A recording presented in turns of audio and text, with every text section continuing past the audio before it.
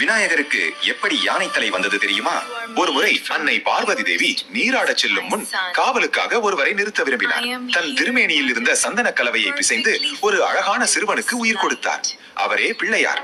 அவனை வாசலில் நிறுத்தி யாரையும் உள்ளே அனுமதிக்காதே என்று கட்டளையிட்டார். சிறிது நேரத்தில் சிவபெருமான் அங்கு வந்தார்.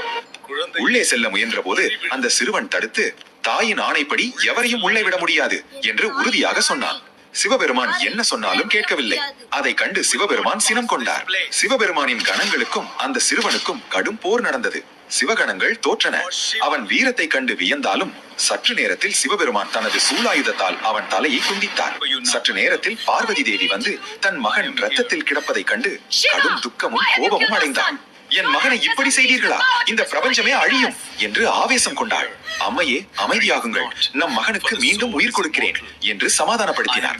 வடக்கு நோக்கி தலை வைத்திருக்கும் முதல் உயிரினத்தின் தலையை கொண்டு வாருங்கள் என்று கணங்களுக்கு ஆணையிட்டார். அவர்கள் ஒரு யானையின் தலையை கொண்டு வந்தனர். அதை சிறுவனின் உடலில் பொருத்தி சிவன் அவனை உயிர்ப்பித்தார். இனி நீ கணபதி என்று அருளினார். எந்த காரியத்திற்கு முன் முதலில் உன்னையே வழிபட வேண்டும் என்று வரமளித்தார். இதுவே கணபதி விநாயகர் யானைக்கலை பெற்ற கதை. இந்த வீடியோ பிடிச்சிருந்தா லைக், ஃபாலோ, ஷேர் பண்ணிடுங்க.